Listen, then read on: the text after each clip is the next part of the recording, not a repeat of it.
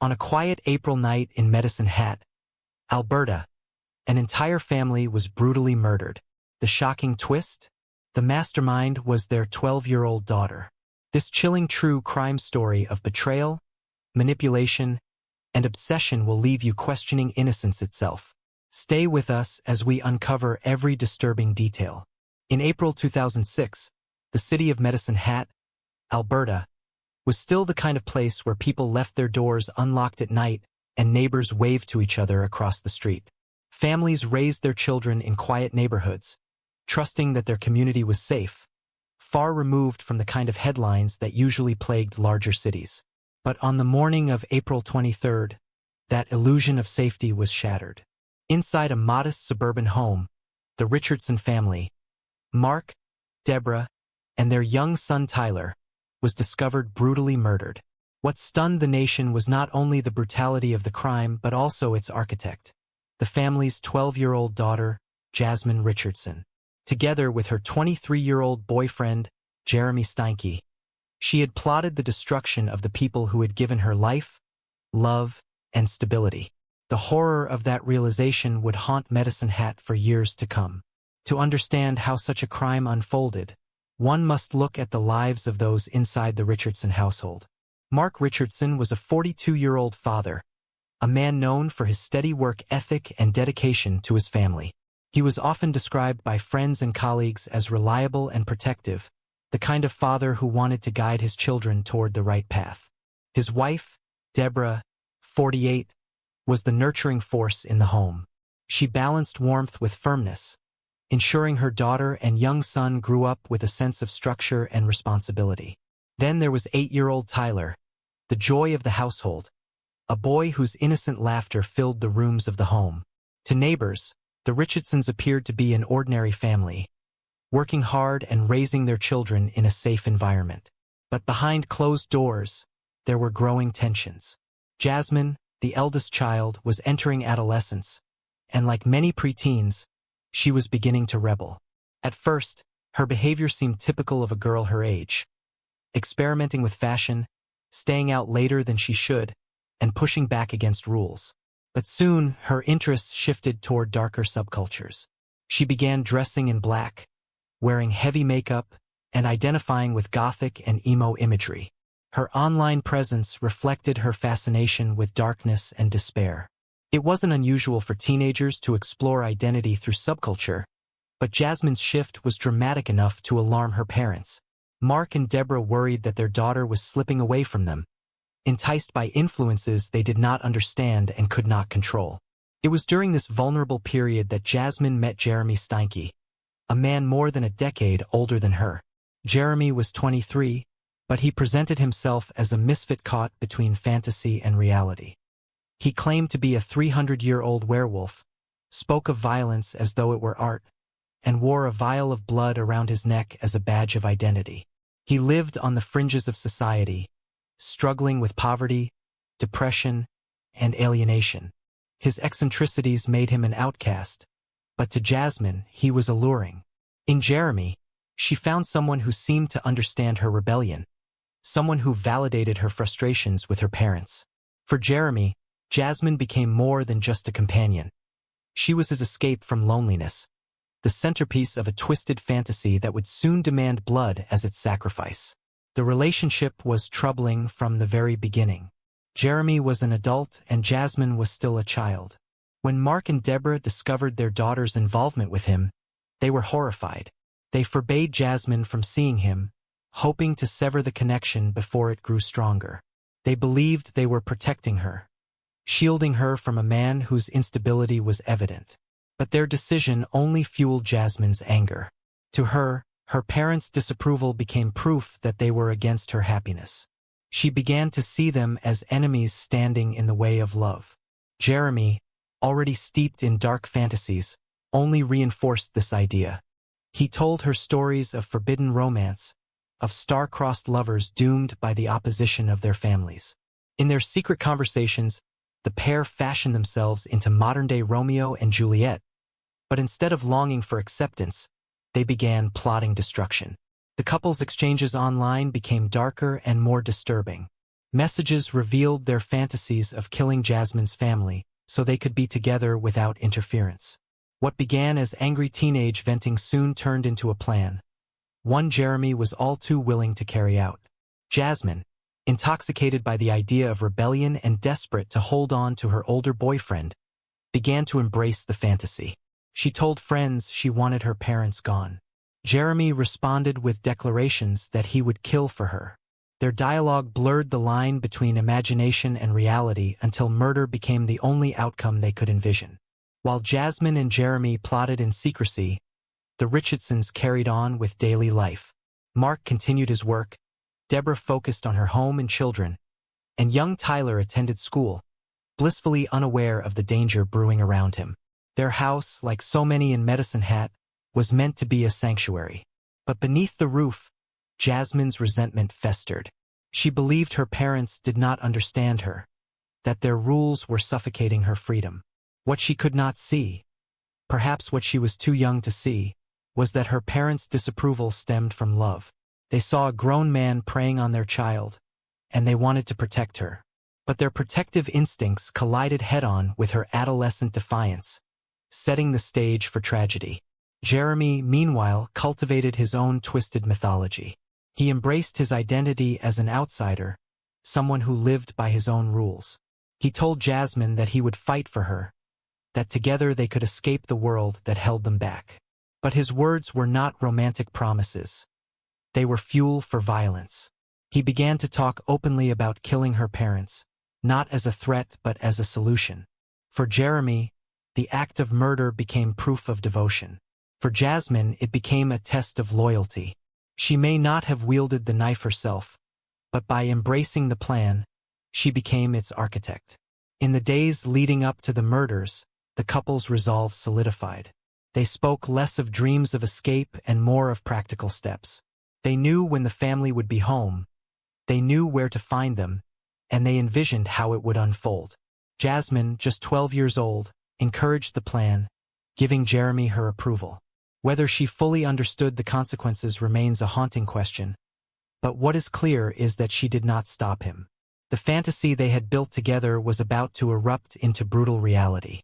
On the evening of April 22, 2006, Medicine Hat was calm, the streets quiet under the dim glow of streetlights. In the Richardson home, Mark and Deborah were preparing for another ordinary night. Tyler, tucked into bed, drifted towards sleep, comforted by the safety of his home. Jasmine lingered between two worlds, the innocence of her childhood and the darkness she had chosen to embrace.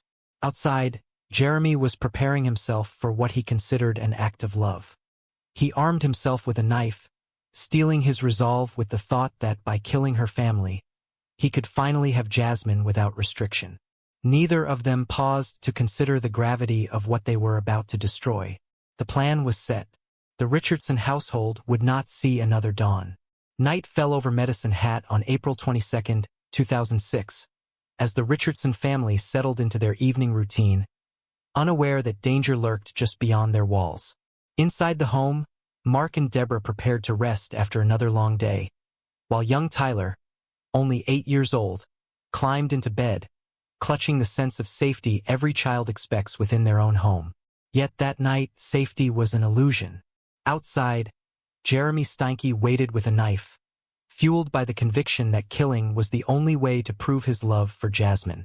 She had given her approval, spoken of her desire to be free from her parents' control, and now the weight of those words was about to become irreversible reality.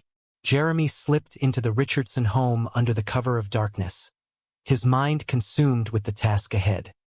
He was not alone in his determination.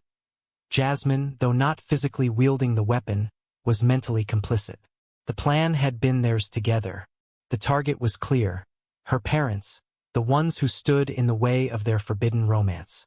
Down in the basement, Mark was the first to encounter the intruder. The moment was chaotic and violent, a sudden clash between a father's protective instinct and a killer's determination. Mark fought with everything he had, desperately trying to defend his home and family. But Jeremy's knife found its mark again and again, plunging into flesh until Mark collapsed, his life slipping away in the very space meant to shelter his loved ones. Upstairs, Deborah heard the commotion. Terrified, she tried to make sense of the sounds echoing from below. Before she could act, Jeremy turned his attention to her. She pleaded, her voice filled with shock and fear, but the attack was merciless. Blow after blow fell upon her, and soon her cries were silenced, leaving the house echoing only with the hollow sound of violence. Deborah's final moments were not of comfort but of unimaginable horror. Her life cut short in the place she had worked so hard to make a safe haven. Then came the most chilling act of all. Tyler, asleep in his bed, lay blissfully unaware of the carnage that had unfolded around him. He was only 8 years old, a boy whose world revolved around school, play, and the love of his family. But in Jeremy's mind, Tyler was an obstacle, a loose thread that needed to be tied up. Entering the boys' room, Jeremy delivered the fatal attack. Tyler never stood a chance. His young life was extinguished in silence, a tragedy made even more horrifying by the innocence of its victim. Jasmine later admitted that she had considered killing her brother herself but found she could not bring herself to do it. Instead, she allowed Jeremy to carry out the act, standing by as her own flesh and blood was taken from the world. By the early hours of April 23rd, the Richardson household was a scene of devastation. 3 lives had been brutally stolen, the walls stained with evidence of violence and betrayal. Jasmine and Jeremy, however, did not appear haunted by what they had done. Instead, they left the home together, embracing the fantasy they had nurtured for weeks. To them, it was not a night of horror but the beginning of their new life together. They imagined themselves free from parental control, free to live as lovers without restraint. The following morning, neighbors noticed something was amiss. The Richardson house, usually alive with the sounds of family life, was unusually quiet. Curtains remained drawn, no movement could be seen, and an eerie stillness hung in the air. Concern grew when friends of Tyler came knocking, only to find no answer. The silence was unsettling enough that someone finally called the authorities. Police arrived, prepared for a welfare check, but what they encountered inside was far from ordinary. The discovery was brutal. In the basement, Mark's body bore the signs of a desperate struggle, the floor spattered with blood that told the story of his final fight. On the main floor, Deborah's body lay still, the violence of her death unmistakable. And upstairs, in the sanctuary of his childhood bedroom, Tyler's small body was found lifeless in his bed. For seasoned investigators, the crime scene was among the most harrowing they had encountered.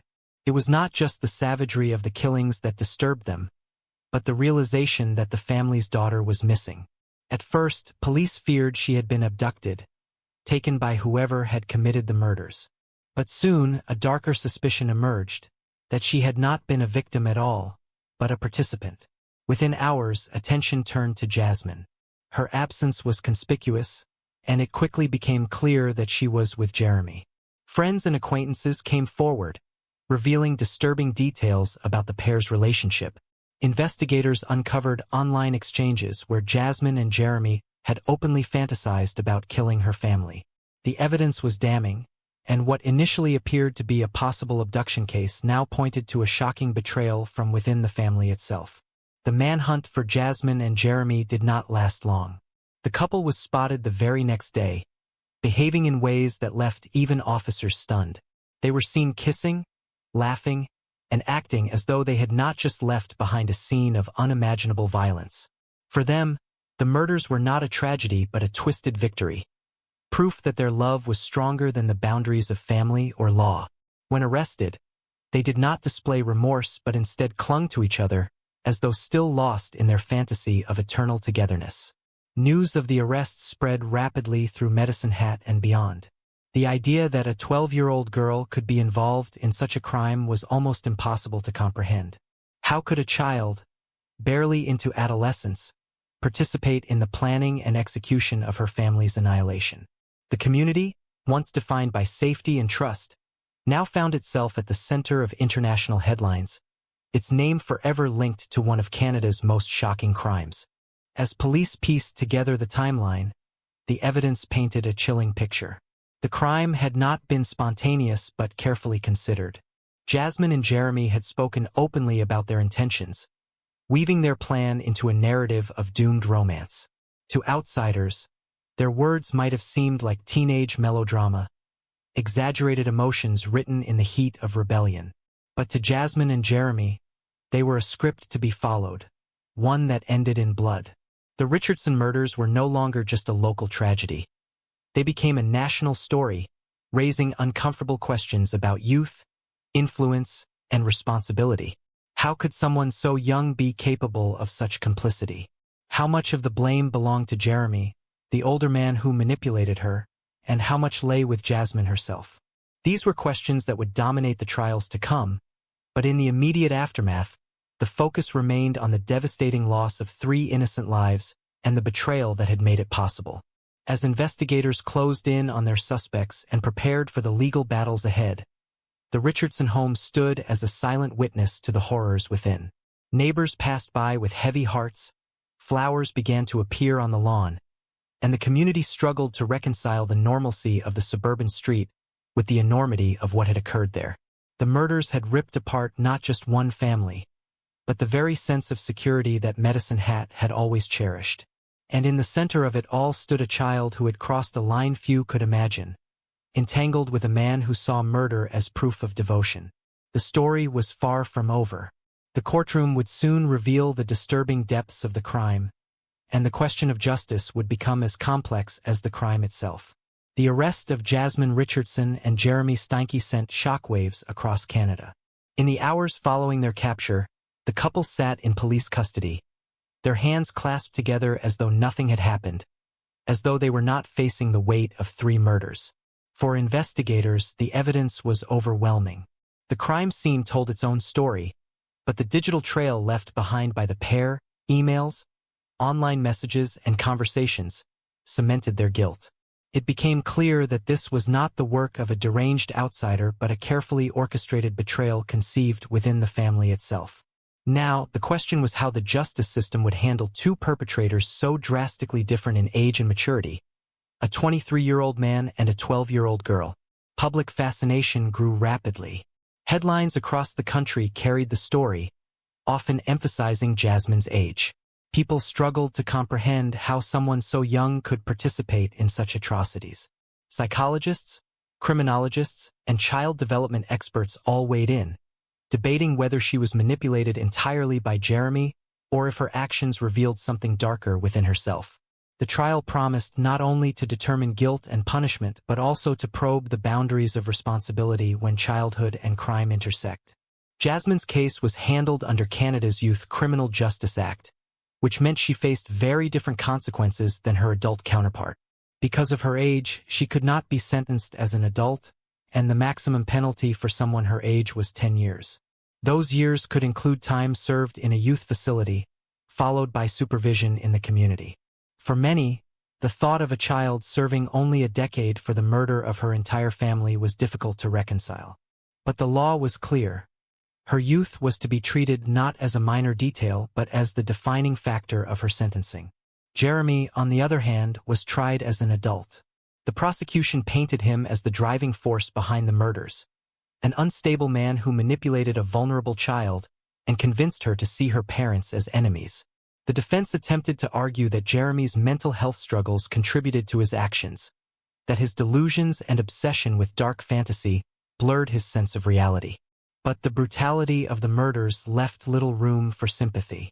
The jury was confronted with evidence of his violent planning, his direct participation in the killings, and his disturbing lack of remorse. For Jeremy, the outcome was clear. He received 3 life sentences, 1 for each life taken, though he would remain eligible for parole after 25 years. Jasmine's trial was more complex. Prosecutors highlighted her complicity, pointing to her online communications that revealed not only her awareness but her encouragement of the plan. They showed messages where she fantasized about life without her parents, where she embraced the idea of starting anew with Jeremy. To the jury, it became evident that while she might not have wielded the knife against her parents or her brother, she had orchestrated their deaths. The defense countered by arguing that she was a child swept up in the manipulations of an older man, a victim of grooming who lacked the capacity to fully understand the gravity of her actions.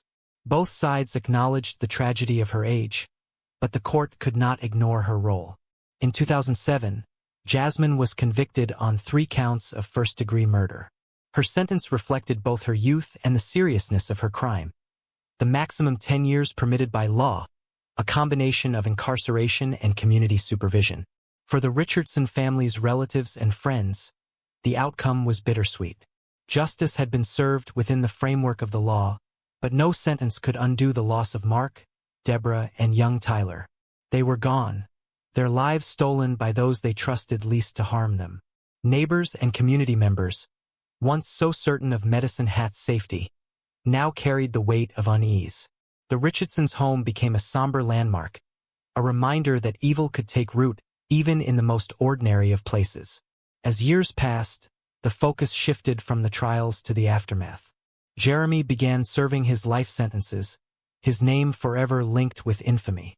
He continued to maintain his devotion to Jasmine, at times expressing regret, but often framing the murders as acts of misguided love.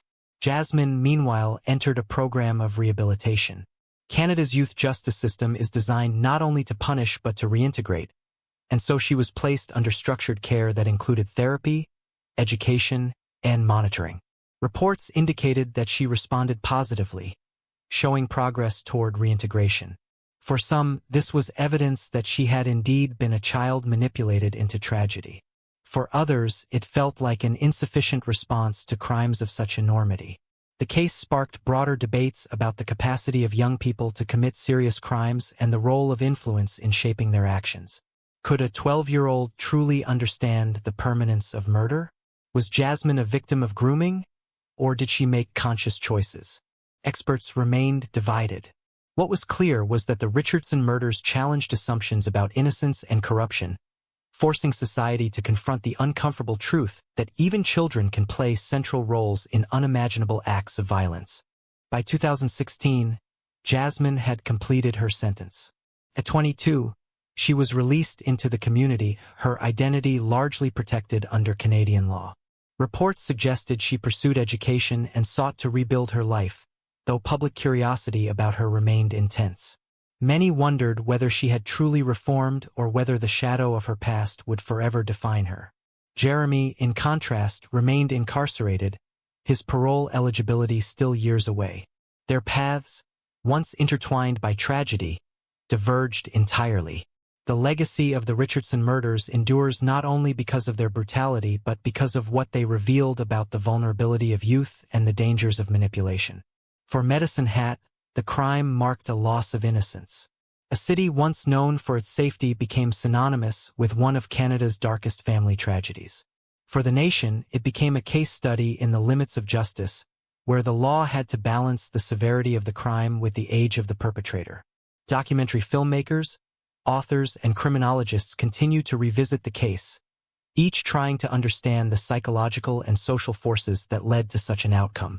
Was Jasmine's descent into darkness inevitable, or could intervention have prevented it?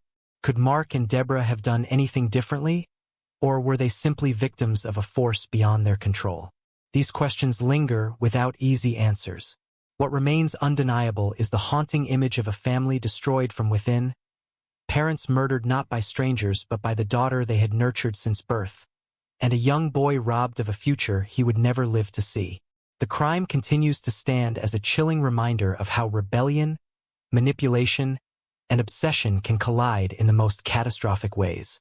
In the end, the Richardson family murders are remembered not only for their brutality but for the betrayal at their core. A 12-year-old girl, swept up in the influence of an unstable man, turned against the very people who loved her most. Jeremy Steinke's obsession with darkness and Jasmine's youthful defiance combined to unleash a tragedy that shattered lives, scarred a community, and forced a nation to question the very boundaries of innocence and guilt. Though years have passed, the shadows of that April night in 2006 continue to loom over Medicine Hat, a reminder that even in the quietest corners, darkness can take hold and forever change the course of lives.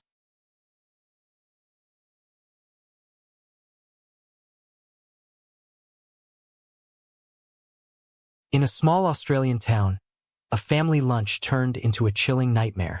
3 people dead, 1 clinging to life, and a daughter-in-law accused of serving the world's deadliest mushroom. Was it a tragic accident or cold-blooded murder? This is the shocking story that gripped a nation.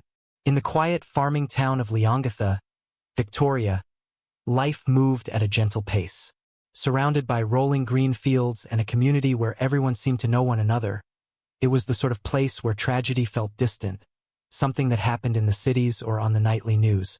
Yet, on July 29, 2023, the town would become the center of a crime story so disturbing and extraordinary that it would capture the attention of the entire country, and eventually the world. It all began not with violence on the streets or a sudden act of rage, but with something as ordinary and seemingly innocent as a family lunch. The woman at the center of this story was Erin Patterson, a 49-year-old mother who had spent most of her life in regional Victoria. By outward appearances, she was not unlike many others in the community. A parent juggling everyday responsibilities, navigating the emotional challenges of a strained marriage, and trying to maintain some sense of normalcy. But behind her domestic facade lay fractures that had grown sharper in the years leading up to that fateful day. Erin's marriage to Simon Patterson, the son of Don and Gail Patterson, had deteriorated. The couple had separated, though they remained connected through family obligations and their children. The relationship was not just strained. It was toxic, weighed down by mistrust, bitterness, and unresolved tensions that seemed to linger over every interaction. It was within this atmosphere that Erin extended what appeared to be a gesture of reconciliation, an invitation to lunch. She asked Simon's parents, Don and Gail, along with Gail's sister Heather Wilkinson and Heather's husband Ian, to join her at her home in Leongatha. For Simon's family, this might have felt like a step toward easing hostilities, a way to demonstrate that, despite differences, family ties still held some importance. Simon himself, however, chose not to attend. That absence, at the time perhaps insignificant, would later be viewed through an entirely different lens, one of haunting irony and suspicion. The dish Erin prepared was ambitious, a beef Wellington. It was a meal that carried a certain sense of occasion, one that suggested an effort to impress. Layers of pastry, tender beef, and mushroom duxelle came together to form a centerpiece worthy of celebration. Yet, hidden within the meal was something deadly, the unmistakable, though often difficult to identify, death cap mushroom. Scientifically known as Amanita phalloides, the death cap is one of the most poisonous fungi on Earth. Just a small amount can destroy the liver, leading to agonizing illness and, in many cases, death.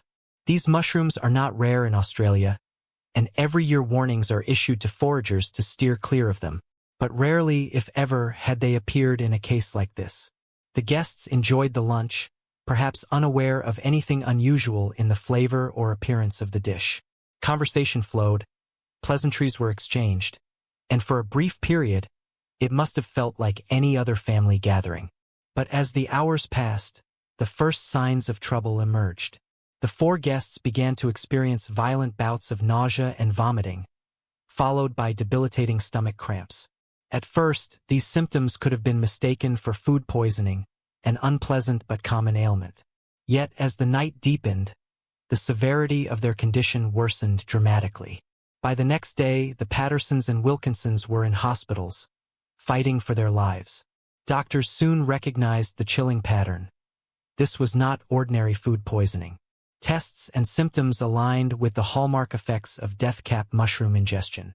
The toxins had already begun to wreak havoc on their livers, causing irreversible damage. Despite the best efforts of medical teams, Gail and Don Patterson succumbed first, followed by Heather Wilkinson. Each of them suffered through a slow decline, their bodies unable to recover from the relentless assault of the toxin. Ian Wilkinson, Heather's husband and a respected local Baptist pastor, barely clung to life. His condition was so severe that he required a liver transplant, a desperate attempt to save him from the same fate as the others. Against the odds, he survived, though the ordeal left him scarred both physically and emotionally. As news of the tragedy spread, the community of Leongatha was shaken to its core. The Pattersons and Wilkinsons were not anonymous figures. They were deeply embedded in the fabric of the town.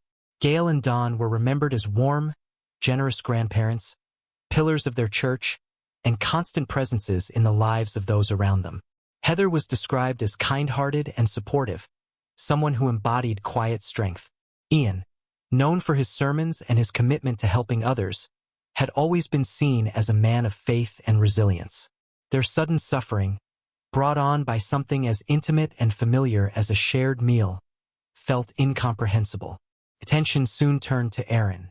She had prepared the dish, and yet she displayed no symptoms of poisoning herself. This fact alone raised suspicions. If the mushrooms had been mistakenly picked or bought, why had she not fallen ill as well?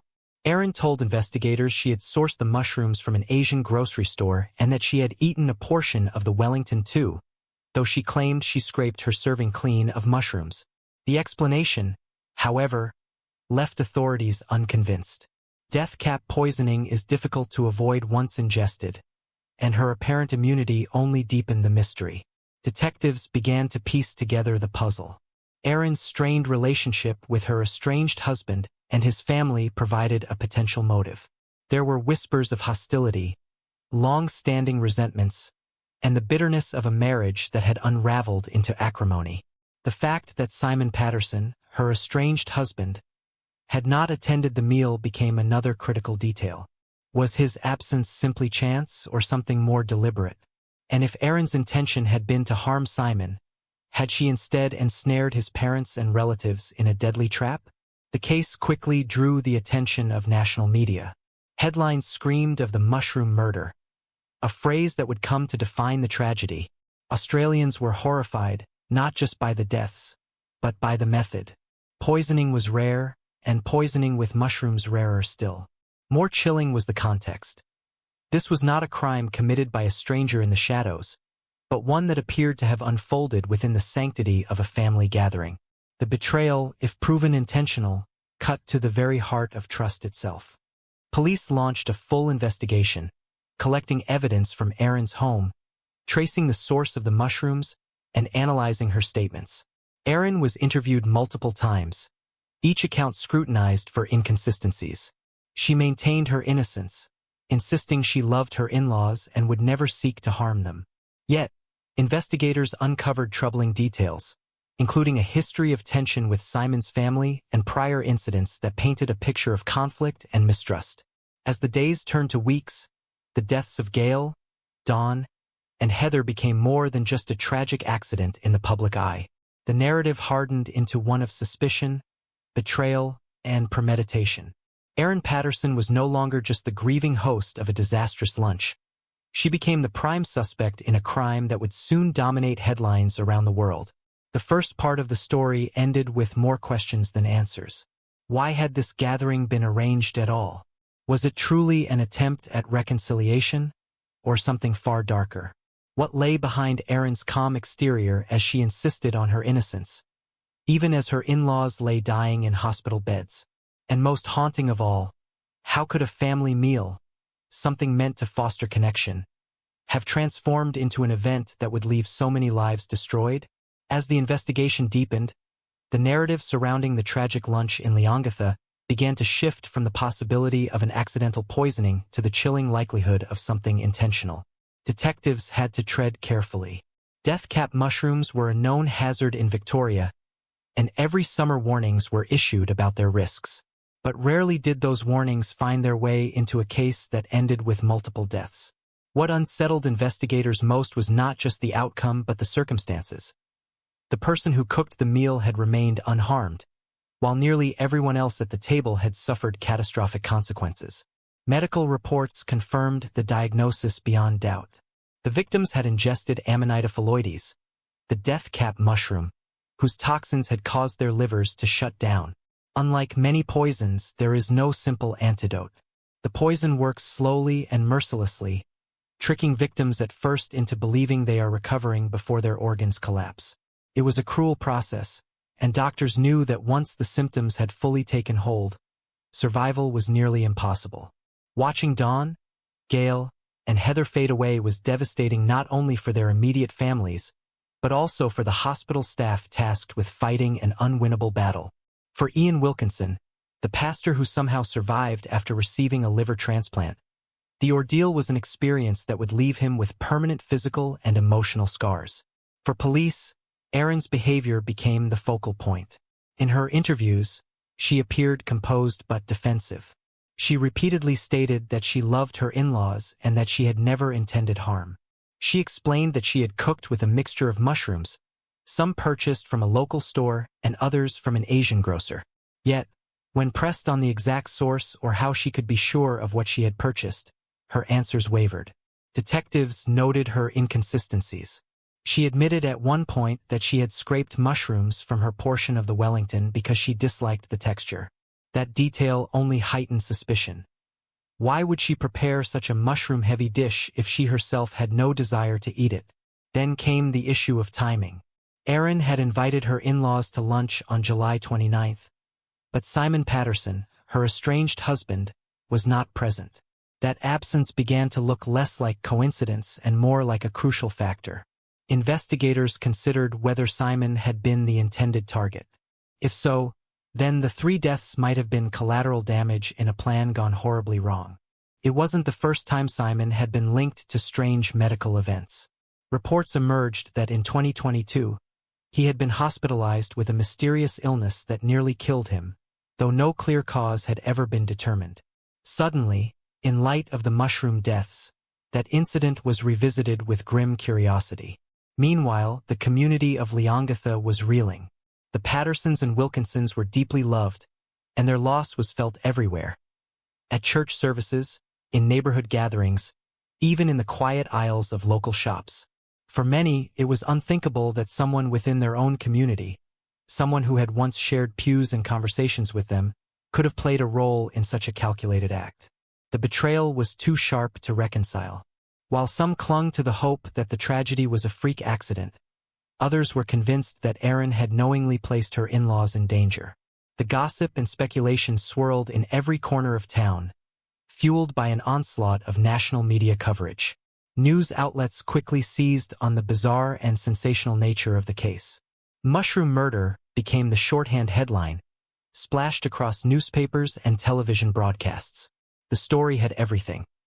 A small town, a fractured family, a mysterious poisoning, and a suspect who maintained her innocence in the face of mounting suspicion. Commentators debated whether Erin was a grieving host caught in a nightmare of coincidence or a calculating woman who had turned a dinner table into a crime scene. Each new revelation only seemed to sharpen public fascination. Investigators, for their part, continued methodically building a case. They combed through Erin's home, seizing kitchen utensils, food scraps, and even her dehydrator. At one stage, she admitted she had discarded the dehydrator at the local tip, fearing it might implicate her. That admission alone raised red flags. If her story was one of innocence, why would she feel compelled to dispose of evidence? Detectives retrieved the item and examined it, piecing together what role it might have played in the preparation of the mushrooms. The forensic work was slow but critical. Toxicologists confirmed the presence of death cap spores on remnants recovered from the kitchen. The narrative that Erin had innocently purchased edible mushrooms and unknowingly cooked with a toxic variety grew weaker with every test. Layer by layer, the picture of a deliberate act began to solidify. Yet, without a clear confession or definitive proof of intent, the case remained challenging. In court, circumstantial evidence could be powerful, but it required a compelling narrative to tie it all together. Erin herself became a polarizing figure. To some, she was a woman vilified by media frenzy, judged before trial, and placed under the weight of accusations without a fair chance to defend herself. To others, her calm denials seemed rehearsed, her inconsistencies glaring, her actions suspicious enough to indicate guilt. Neighbors described her as private, sometimes withdrawn, while others remembered her as an ordinary woman whose life had spiraled under the pressure of a broken marriage. Her estranged husband, Simon, remained largely silent, though his proximity to the tragedy meant he, too, was pulled into the public eye. Many wondered what role his relationship with Erin had played in the unfolding disaster. By late 2023, Erin Patterson was formally charged with 3 counts of murder and 5 counts of attempted murder, relating not only to the lunch but also to Simon's prior mysterious illness. The decision to lay charges underscored the seriousness with which authorities viewed the case. It was no longer a question of whether a crime had been committed, it was a matter of proving it in court. The announcement of charges sent shockwaves through the community, confirming for many what they had feared all along. This was no accident. The lead-up to trial was marked by intense public interest. Courtrooms filled with journalists, every detail reported with breathless urgency. Erin's lawyers argued that she was innocent, the victim of a tragic coincidence and public hysteria. Prosecutors, however, painted her as a woman driven by resentment, someone willing to use the most insidious method imaginable to exact revenge on her estranged family. It was a case that hinged not only on evidence but on psychology, on whether the jury could believe that a woman would invite her in-laws to her home, feed them, and then watch them suffer through an agonizing death. The atmosphere in court was heavy with emotion. Family members of the victims sat through proceedings, their grief still raw. The image of Dawn and Gail Patterson, two grandparents who had lived quietly, giving their time to church and community, haunted every testimony. Heather Wilkinson's absence was keenly felt by friends who remembered her kindness, and Ian Wilkinson, though alive, was visibly marked by his ordeal. His survival provided one of the few rays of hope in an otherwise bleak narrative, but his testimony underscored the cruelty of what had happened. For the public, the case became more than just a legal proceeding. It was a mirror reflecting deeper fears, that danger could lurk in the most ordinary of settings, that trust within families could be violated in ways unthinkable. The betrayal of kinship was what made the mushroom murder so uniquely chilling. Poisoning is, by its nature, an intimate crime. It requires closeness, preparation, and patience.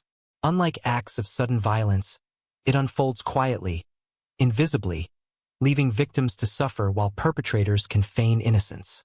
That dynamic of hospitality turned lethal made the story resonate far beyond the borders of Victoria.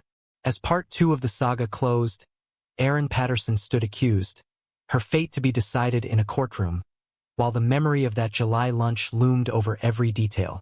3 lives had been lost, 1 forever changed, and an entire nation was left to grapple with the unsettling truth that a dinner table, the very symbol of family unity, had become a stage for destruction. As the trial began, the world's eyes turned toward a courtroom in Victoria, where the quiet suburb of Leongatha suddenly felt like the center of the universe. Journalists filled the gallery, their pens and cameras ready to capture every expression, every hesitation, every carefully spoken word. Erin Patterson, dressed neatly and often appearing subdued, sat at the defense table, her life hanging in the balance of a case that had already been branded by the public as one of the most chilling crimes in Australian history. The prosecution presented its story in painstaking detail. They painted Erin not as an overwhelmed mother or a woman trapped by misfortune, but as a calculating individual who had weaponized food, the very symbol of nurturing and care, as a means of destruction. They described how she had served the beef Wellington with death-cap mushrooms folded discreetly into the filling, knowing their lethality. The motive, though less tangible, was rooted in years of animosity and resentment toward her estranged husband's family. Though no one could claim with certainty why she had chosen this method or this moment, prosecutors argued that her actions were deliberate, her intent clear. One of the most powerful testimonies came from medical professionals who had treated the victims. They described in harrowing terms the suffering endured by Dawn, Gail, and Heather as the toxins ravaged their bodies. They spoke of the false dawn, the cruel moment when patients briefly appear to recover before their organs collapse. The jury listened to accounts of frantic attempts at liver transplants, of families holding bedside vigils, and of the grim realization that nothing could save them. These were not abstract reports but living, breathing examples of the cruelty of poison, delivered to the courtroom in unflinching detail. Then came Ian Wilkinson, the lone survivor. His presence was a testament to endurance, yet he appeared frail, his voice quieter than before his ordeal. He spoke not only of the physical pain he had endured but of the emotional devastation of losing his wife, his sister-in-law, and his brother-in-law in the same breath of time. Ian's testimony carried a quiet gravity that no medical report could match. His survival had been against all odds, and yet, for him, surviving meant carrying the unbearable burden of memory. He recalled the lunch, the hours of sickness that followed, the moments when he drifted close to death. To hear him describe it in his own words left the courtroom in silence, the weight of grief palpable. The defense countered with a different narrative. They argued that Erin was being demonized by public hysteria and media sensationalism. Her lawyers emphasized that she had maintained her innocence from the start, insisting that she had no knowledge of the mushroom's toxicity. They presented her as a woman devastated by what had happened, someone who had lost family members she cared for, not someone who had plotted their deaths. They pointed to the lack of direct evidence proving she had knowingly used death caps, urging the jury not to be swayed by emotion or speculation. To convict, they said, was to assume intent where there might have been tragic error. Yet Erin's own actions undermined the portrait of innocence. The disposal of the dehydrator, her inconsistent accounts of where the mushrooms came from, and the fact that she alone had emerged unscathed all cast a long shadow over her defense. When prosecutors reminded the jury of Simon Patterson's earlier mysterious illness, an episode eerily similar in its symptoms, they added a chilling layer to the story. If Simon had once narrowly escaped death, and if his family had now succumbed, then the question was no longer whether Erin had cooked with poisonous mushrooms by mistake, but whether she had been rehearsing a method that finally found its mark. The trial stretched on, with each day deepening the tension. For the families of the victims, every moment in court was an emotional ordeal, reopening wounds that had never healed. Friends and neighbors who attended the hearings described the atmosphere as heavy with sorrow, as though the tragedy hung in the air, impossible to shake. Outside the courthouse, television cameras broadcast updates to a nation riveted by the drama. The mushroom murder, as it was called, had become more than just a criminal case. It was a story of betrayal, of family ties turned toxic, of the uncanny fear that the simplest act of eating at a loved one's table could hide unimaginable danger. When the verdict finally came, it carried the weight of weeks of testimony and months of speculation. Erin Patterson was found guilty on 3 counts of murder and 5 counts of attempted murder. The courtroom erupted in a mixture of relief and sorrow. For the victims' families, there was a sense of justice, though not closure. Nothing could return Dawn, Gail, or Heather, and nothing could erase the suffering of Ian. But there was at least recognition, an acknowledgement that what had happened was not an accident but a crime. The sentencing was broadcast live, a rare decision that reflected the extraordinary public interest in the case. The judge's words cut through the silence as he described Erin's actions as a profound betrayal, an assault not only on individuals but on the very trust that binds families and communities together. The sentence was severe, reflecting the gravity of 3 lives taken and others nearly destroyed. Erin sat motionless as her fate was read, her expression betraying little, leaving onlookers to wonder what thoughts coursed through her mind as she was led away. In Leongatha, life tried to return to normal, though the shadow of the case lingered. Memorials were held for the victims, gatherings filled with stories of their kindness, their generosity, their unwavering faith. Photographs of Dawn and Gail smiling with grandchildren, of Heather laughing beside her husband, of Ian delivering sermons with quiet conviction. All of these circulated, reminders that the victims were more than statistics in a legal proceeding. They were people whose absence left a hole that could never be filled. The broader impact of the case rippled across Australia. Mushroom foraging, once a quiet pastime, became a subject of national caution. Supermarkets and markets issued stronger warnings about the dangers of wild fungi, and conversations about food safety gained new urgency. But beyond practical lessons, the story struck at something deeper: the fragility of trust. It forced people to confront unsettling questions about family, betrayal, and the darkness that can exist behind the walls of ordinary homes. For true crime enthusiasts and casual observers alike, the case became symbolic, almost mythic in its horror. It was not only the rarity of mushroom poisoning or the sensationalism of media coverage that made it unforgettable, but the way it unfolded in the most intimate of settings. A dinner table is supposed to be a place of comfort, of nourishment, of connection. To see it transformed into a site of death was to witness the collapse of something sacred. In the end, the mushroom murder entered the annals of Australian crime history not just as a case solved in court, but as a story that unsettled the very fabric of trust in domestic life. The image of Aaron Patterson serving a meal that would end in death, whether by design or negligence, will remain a haunting reminder of how quickly the ordinary can turn into the extraordinary, how a quiet afternoon in a small town can erupt into a tragedy felt across the world. And for those who survived, most notably Ian Wilkinson, the story is not confined to headlines or legal records. It is lived every day in the silence of an empty home, in the absence of a beloved spouse, in the memory of laughter now gone. For him, and for all who knew and loved the victims, the mushroom murder is not simply a crime story. It is a wound that time may dull but never fully heal, a reminder that the darkest acts often come not from strangers, but from within the circle of trust itself.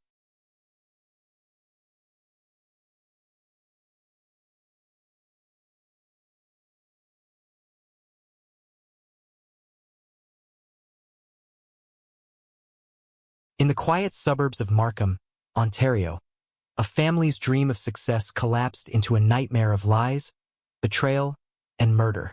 This is not just the story of a brutal home invasion. It's the shocking revelation of a daughter who orchestrated it all. Stay with us to uncover every chilling detail.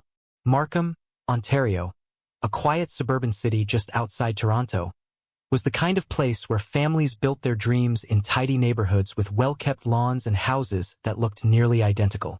For Han and Bitch Pan, Vietnamese immigrants who had fled hardship and worked tirelessly to secure a better life for their children.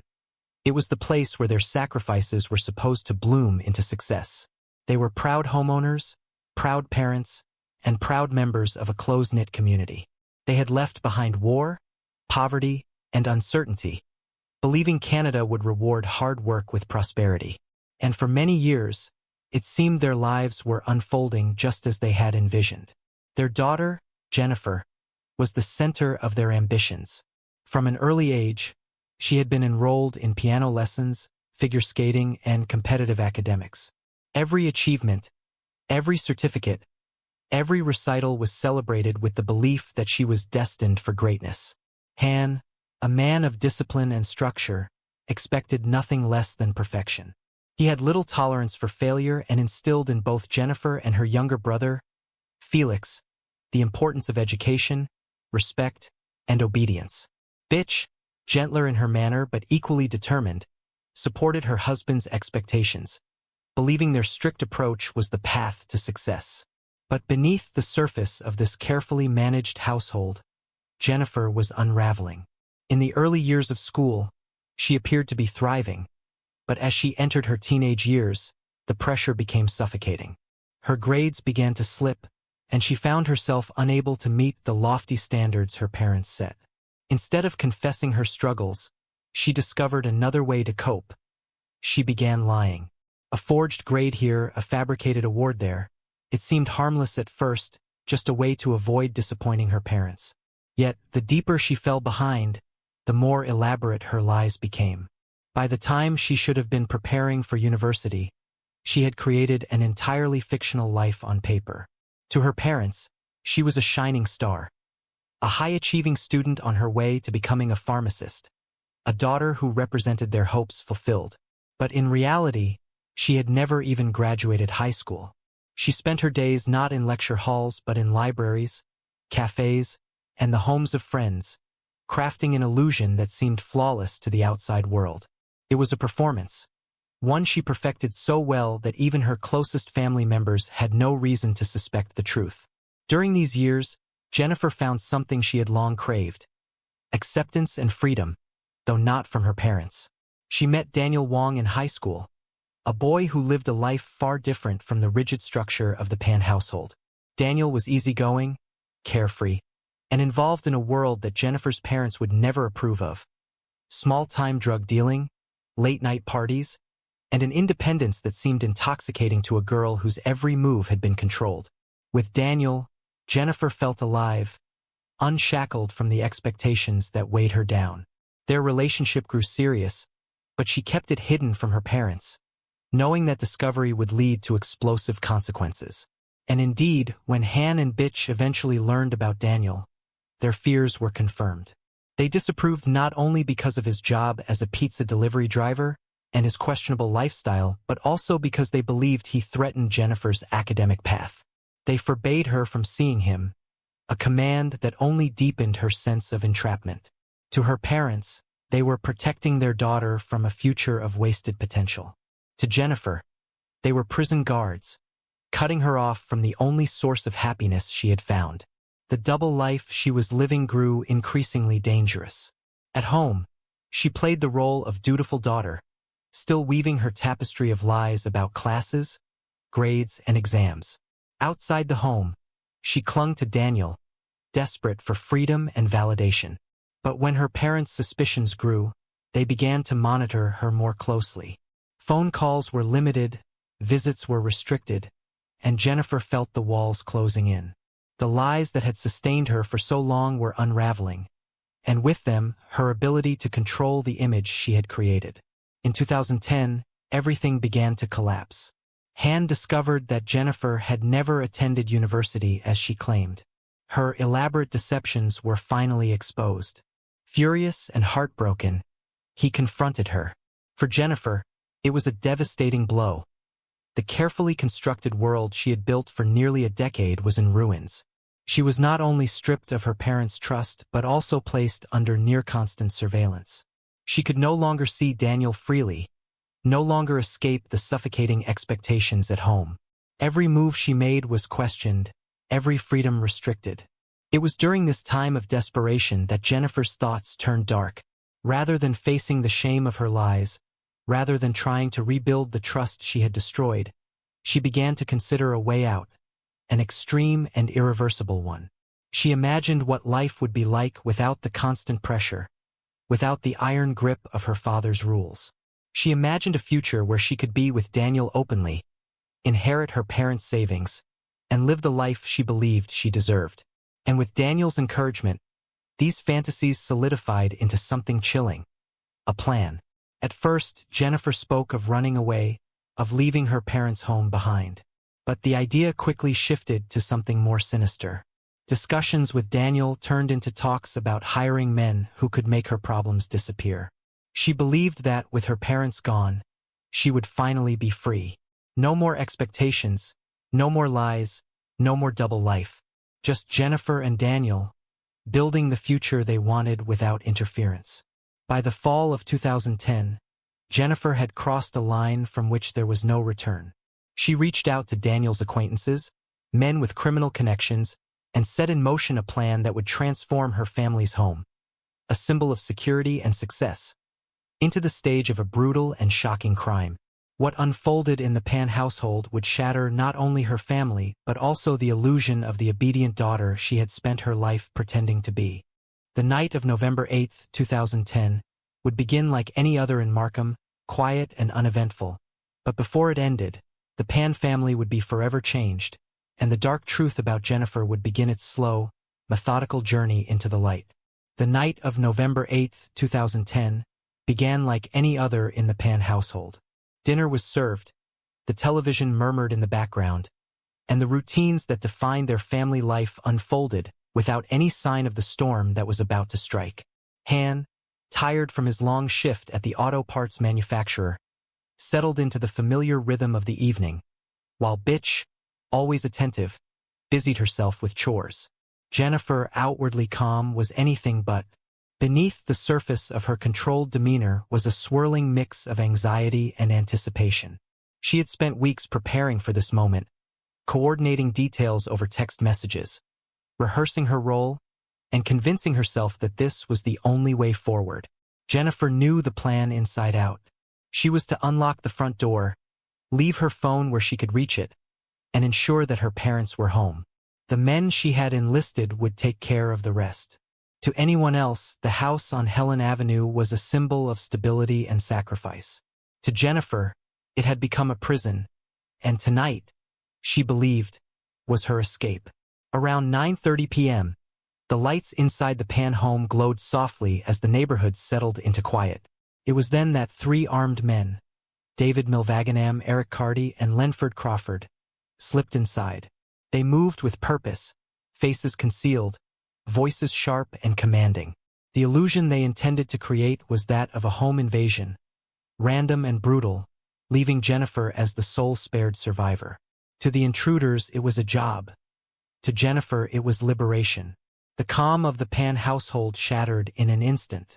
Han and Bitch were startled as the men burst in, weapons drawn, shouting orders. They were forced to the ground, their hands tied behind their backs. Jennifer, who had arranged the entire ordeal, played her role convincingly. She cried, begged, and acted as though she, too, were a victim. She was tied to a banister upstairs, her hands loosely bound, giving the appearance of captivity but ensuring she would remain unharmed. Han and Bitch were dragged into the basement. Confusion and fear filled the air. Han, always protective of his family, demanded answers, but his words were met with the cold barrel of a gun. Bitch, terrified yet calm, tried to comfort her husband in their final moments together. The invaders barked questions, asking for money, for valuables, but their true purpose was far darker. Jennifer's instructions had been clear. Her parents were not meant to survive. Shots rang out in the stillness of the night. The sound echoed through the house, sharp and final. Han was struck multiple times, collapsing to the floor. Miraculously, he clung to life, his body riddled with bullets but his will unbroken. Bitch was not so fortunate. She was executed where she lay, her life ended in an instant. For Jennifer, tied upstairs, the moment was surreal. The plan she had orchestrated had unfolded before her eyes, and she maintained her role as the spared daughter, her cries convincing enough for anyone who might hear. When the gunmen fled into the night, leaving chaos and blood in their wake, Jennifer's next performance began. She reached for her phone and dialed 911. Her voice trembled as she told the dispatcher of the horror unfolding in her home, painting herself as a victim who had narrowly survived a brutal robbery. Within minutes, sirens pierced the night as emergency responders arrived. Neighbors peeked from behind curtains, stunned to see flashing lights in a street so unaccustomed to crime. Police rushed into the house, finding Jennifer bound upstairs, her parents in the basement. Bitch was pronounced dead at the scene. Han, barely clinging to life, was rushed to the hospital. Jennifer's display of shock and grief was convincing to most of the officers who saw her that night. She cried. She shook. She asked after her parents, all the while maintaining the image of the traumatized daughter. But as investigators began piecing together the scene, subtle cracks appeared in her story. Detectives noticed the precision with which the intruders had operated. There was no sign of forced entry, suggesting they had been let in. Jennifer's bindings were suspiciously loose, as though tied to allow her freedom rather than captivity. And while she spoke of terror, her recounting of events was oddly detached, rehearsed even. Still, in those first hours, the focus was on Han, whose survival provided a glimmer of hope and a potential witness. At the hospital, doctors fought to stabilize him. He had been shot in the face and shoulder, wounds that should have ended his life. Yet against all odds, he survived surgery and began the long road to recovery. The police knew that if Han could talk, his account might unravel the mystery of what truly happened in the Pan household. In the days that followed, Jennifer stayed close to investigators, portraying herself as cooperative and devastated. She recounted how the men had stormed in, how she had been tied, how she had listened helplessly as her parents were attacked. Her story was dramatic, filled with details meant to emphasize her terror. But detectives are trained to recognize inconsistencies, and soon they began to notice them. The timeline shifted with each telling. The descriptions of the intruders grew vague. And when confronted with questions about her personal life, Jennifer's answers seemed evasive. Behind the scenes, investigators began digging into her background. What they found startled them. Jennifer's supposed university enrollment was false. Her job claims were fabricated. The life she had described to her parents and even to friends was a carefully constructed lie. And then there was Daniel Wong, the boyfriend her parents had forbidden. Records revealed countless calls and text messages between Jennifer and Daniel in the weeks leading up to the crime, communications that painted a picture not of a victim but of a planner. The breakthrough came when police confronted Jennifer with evidence of these contacts. Faced with the mounting weight of proof, she faltered. Her facade began to crack. She admitted to certain lies but continued to deny involvement in the crime. The detectives pressed harder, employing psychological tactics, weaving doubt into her story, and gradually tightening the net around her. Meanwhile, Han, recovering slowly, began to recall fragments of that night. From his hospital bed, he told investigators that he had seen something important. His daughter speaking casually to one of the intruders, as though they were not strangers at all. This revelation shifted the entire investigation. What had begun as a suspected robbery gone wrong now appeared to be something far darker. Jennifer Pan, once the grieving daughter, was now the prime suspect in the murder of her own mother and the attempted murder of her father. The pieces of her double life were coming together, and the truth was far more chilling than anyone could have imagined. By the end of 2010, the walls were closing in on Jennifer. The lies she had spun for years had unraveled into tragedy.